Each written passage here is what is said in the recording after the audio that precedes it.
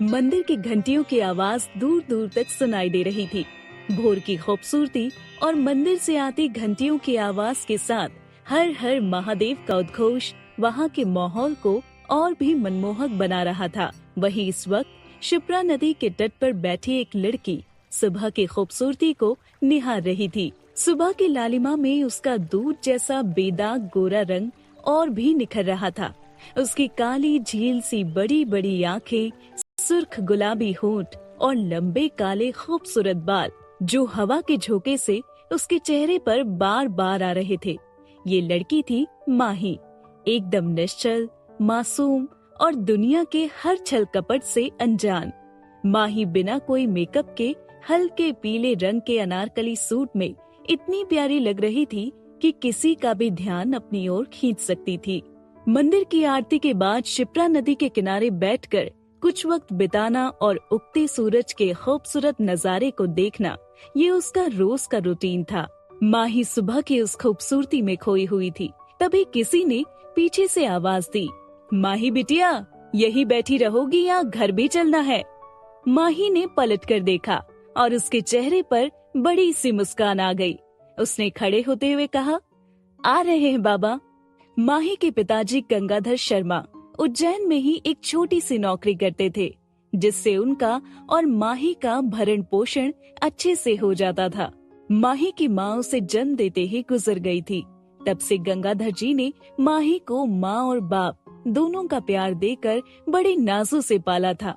हालांकि उनके बाकी सब रिश्तेदारों ने उन्हें दूसरी शादी के लिए भी कहा था, लेकिन वो माही के लिए सौतेली माँ नहीं लाना चाहते थे। माही अपनी आरती की थाली लिए सीढ़ियाँ चढ़ते हुए ऊपर आई और मुस्कुराते हुए बोली, बाबा घर चलिए। माही के पिताजी ने मुस्कुराते हुए कहा, बच्चा तुम कभी यहाँ आना नहीं भूलती है ना? माही सीढ़ियाँ चढ़ते हुए चहकते हुए बोली, हाँ बाबा, मुझे ये जगह बहुत सुकून देती है। मन करता है पूरा दिन यही बैठी रहूं। सुबह के वक्त ये जगह और भी खूबसूरत हो जाती है। बस बस मेरी गुड़िया, अब घर चलो, आज तुम्हारा रिजल्ट भी तो आना है ना? ये सुनकर माही लगभग भागते हुए बोली, अरे हाँ जल्दी चलो बाबा, मुझे देर हो जाएगी। घर पहुँचते ही जल्दी से माही ने नाश्ता तैयार किया और फटाफट नाश्ता करके जाने को हुई। तभी उसका फोन रिंग करने लगा। फोन की स्क्रीन पर चाचा जी नाम लिखा हुआ था। नाम पढ़ते ही माही ने चिल्लाकर अपने बाबा को बुलाया, बाबा जल्दी आइए, चाचा जी का फोन आया है। माही के चाचा जी महेश चंद्र शर्मा का नाम इंदौर शहर के बड़े बिजनेसमैन में शुमार था। उनके परिवार में बस उनकी पत्नी निर्मला देवी और उनकी बेटी सारिका थी। माही से 4 साल बड़ी सारिका माही को बहुत प्यार करती थी और उसके लिए हमेशा प्रोटेक्टिव भी रहती थी। उसकी करीब करीब रोज ही माही से बात होती रहती थी। माही अपने माँ बाप की शादी के 10 साल बाद काफी मन्नतों से हुई थी, इसलिए वो सबकी लाडली थी।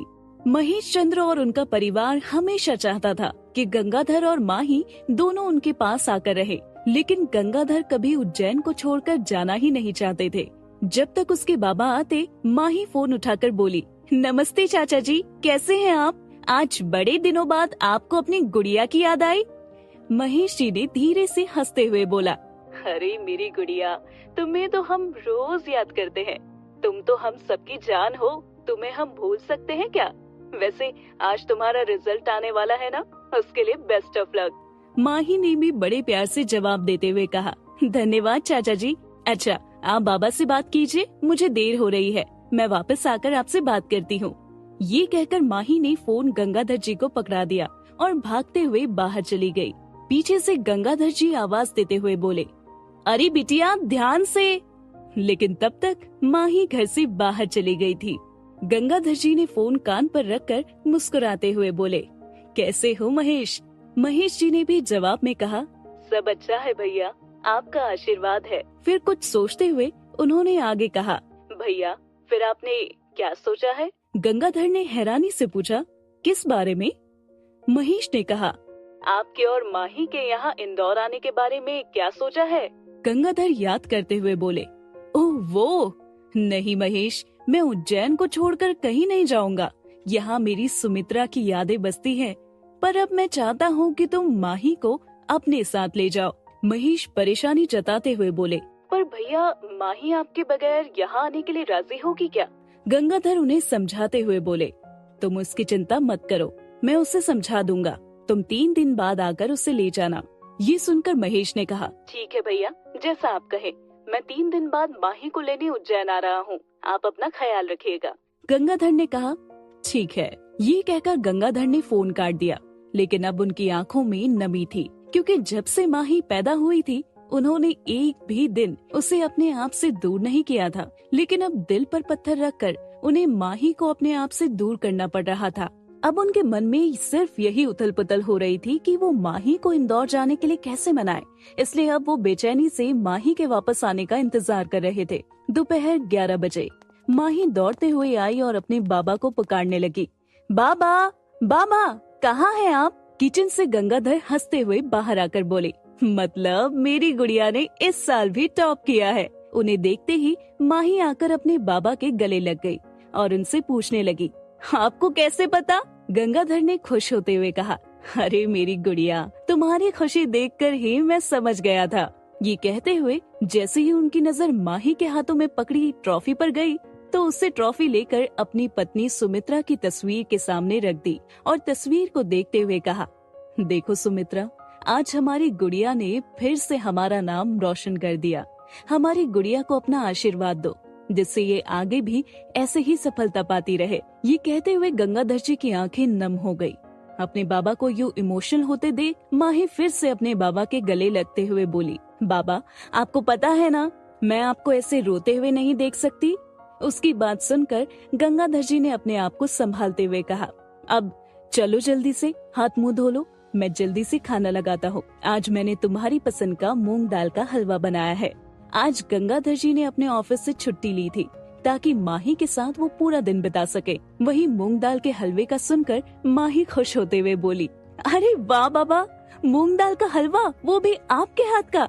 आज के खाने में तो मजा ही आ जाएगा। मैं बस अभी हाथ धोकर आती हूँ। ये कहकर वो जल्दी से अपने रूम में चली गई। तब तक गंगाधर जी ने डाइनिंग टेबल पर खाना लगा दिया और माही के आते ही पहले उसे खाना सर्व किया और खुद उसे अपने हाथों से खिलाने लगे। माही बड़े प्यार से अपने बाबा को देखते हुए उनके हाथ से खाना खा रही थी। थोड़ा खाने के बाद उसने अपने बाबा को हलवा खिलाने के लिए चम्मच आगे बढ़ाते हुए कहा, आप भी खाइए ना बाबा। गंगाधर जी मुस्कुराते हुए बोले, मैं खा लूंगा गुड़िया, पहले तुम खा लो, पता नहीं ये मौका फिर। ये कहते हुए वो एकदम चुप हो गए। ये सुनकर माही ने कंफ्यूज होकर पूछा, क्या मतलब बाबा? गंगाधर जी बात को बदलते हुए बोले, कुछ नहीं बच्चा, वो तो मैंने यूं ही बोल दिया था। अब ऐसे रोज रोज कहाँ बैठती है तू मेरे पास? चल अब जल्दी से खाना खा ले। ये कहते हुए उन्होंने अपना हाथ उसके मुंह की तरफ बढ़ाया। तभी माही ने उन्हें रोकते हुए कहा, बाबा, मेरा पेट भर गया है, अब आप खा लीजिए।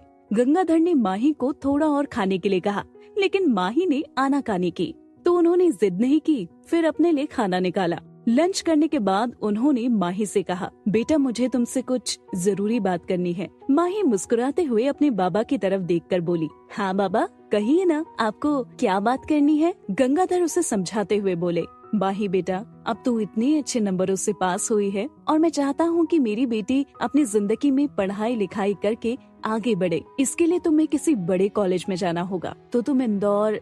इससे पहले कि गंगाधर आगे कुछ बोलते, माही ने उनकी बात काटते हुए कहा, बाबा एक बात समझ लीजिए, आप जैसा चाहेंगे मैं वैसा ही करूँगी, लेकिन आपको छोड़कर कहीं नहीं जाऊंगी। जहाँ जाऊंगी आपको साथ लेकर ही जाऊंगी। ये सुनकर गंगाधर बोले, गुड़िया, मैं तुझे कहीं और थोड़ी ही भेज रहा हूँ, मैं तो तुम्हें तुम्हारे चाचा जी के पास इंदौर भेजना चाहता हूँ, वो तो हमारे अपने ही है ना। माही थोड़ा जिद करते हुए बोली, बाबा मैं इंदौर तो जाऊंगी, लेकिन आपको लेकर, वरना नहीं। गंगाधर फिर उसे समझाने की कोशिश करते हुए बोले, देखो माही, जिद मत करो, और मैं कब कह रहा हूँ कि इंदौर नहीं आऊंगा? तुम्हारे जाने के कुछ दिन बाद ही मैं भी आ जाऊंगा। और बेटा क्या तू मेरी इतनी सी बात नहीं मानेगी? कुछ ही दिनों की तो बात है। ये कहते हुए गंगाधर ने थोड़ा मुंह बना लिया जैसे वो उससे नाराज हो। फिर गंगाधर ने माही की ओर देखते हुए अपने मन में कहा, सॉरी गुड़िया, तेरे बाबा ने तुझसे झूठ बोला कि कुछ दिनों बाद मैं भी इंदौर आ जाऊंगा, लेकिन मैं अभी वहाँ नहीं आ सकता। माही अपने बाबा से बहुत प्यार करती थी। उनका नाराज चेहरा देखकर उसने कहा, बाबा आप तो जानते हैं ना, मैं आपको नाराज नहीं कर सकती, लेकिन आप वहाँ आएंगे ना? गंगाधर मुस्कुराते हुए बोले। हाँ मेरी गुड़िया, मैं जरूर आऊंगा। क्या मैं अपनी गुड़िया से ज्यादा दिन दूर रह सकता हूँ? और ये कहते हुए उन्होंने माही को गले से लगा लिया। फिर उससे कहा, चलो अब अपनी पैकिंग कर लो और अपने सारे डॉक्यूमेंट्स भी रख लेना, क्योंकि अब तुम्हारी आगे की पढ़ाई वहीं से होगी। माही ने मुस्कुराते हुए कहा, ठीक है बाबा, मैं सब कर लूंगी। ये कहकर वो अपने रूम में चली गई। माही ये सोचकर काफी खुश थी कि अब वो और उसके बाबा इंदौर में सबके साथ रहेंगे। लेकिन दूसरी तरफ गंगाधर अपनी पत्नी सुमित्रा की तस्वीर के सामने आंखों में आंसू लिए खड़े थे। उन्होंने तस्वीर से बातें करते हुए भरे गले से कहा, सुमित्रा, आज मैंने अपनी गुड़िया से पहली बार झूठ बोला, लेकिन मेरी मजबूरी थी। तुम तो सब जानती हो, उसके लिए मुझे ये फैसला लेना ही था। कई बार माँ बाप को अपने बच्चों की भलाई के लिए कुछ कठोर फैसले लेने पड़ते हैं, जो उस वक्त तो बच्चों को पसंद नहीं आते, लेकिन एक वक्त के बाद वही फैसले बच्चों के फ्यूचर के लिए सही साबित होते हैं। 3 दिन बाद महेश गंगाधर जी के घर पहुँचे और अंदर कदम रखते ही उन्होंने माही को आवाज दी। माही, मेरी गुड़िया रानी, कहाँ है तू? माही महेश की आवाज सुनकर अपने रूम से दौड़ती हुई आई और गले लगते हुए बोली, चाचा जी आप आ गए। वहीं महेश की आवाज सुनकर गंगाधर भी बाहर आए। उन्हें देख महेश ने उनके पैर छुए तो गंगाधर ने उन्हें अपने गले लगा लिया। वो दोनों एक दूसरे से कुछ बोलने वाले ही थे कि तभी माही महेश जी का हाथ पकड़कर ले जाते हुए बोली, हाँ पहले मेरे रूम में चलिए। गंगाधर ने उसे ऐसा करते देख पीछे से आवाज देते हुए कहा, अरे अपने चाचा को थोड़ा आराम तो करने दे और जरा पानी वानी तो पिला। तूने उनके आते ही उसे परेशान करना शुरू कर दिया। माही बिना रुके ही उन्हें अंदर ले जाते हुए बोली, चाचा जी मेरे रूम में ही आराम कर लेंगे, मुझे इनसे ढेर सारी बातें करनी है और मेरी ट्रॉफी भी तो दिखानी है। माही की बातें सुनकर दोनों भाइयों को हंसी आ गई और महेश जी हंसते हुए माही के साथ चले गए। कुछ देर बाद गंगाधर महेश को बुलाने माही के रूम में आई तो देखा कि माही महेश की गोद में सिर रखे सो रही थी। माही को ऐसे सोते देख गंगाधर के चेहरे पर मुस्कान आ गई। महेश ने उन्हें आवाज न करने का इशारा किया और धीरे से माही का सिर बेड पर रख दिया। फिर गंगाधर के साथ माही के रूम से बाहर गए। क्या वाकई में गंगाधर माही को उसकी पढ़ाई के लिए ही इंदौर भेजना चाहते हैं या इसके पीछे है कोई बड़ा कारण? क्या होगा जब माही को पता चलेगा कि उसके बाबा ने उससे झूठ बोला है?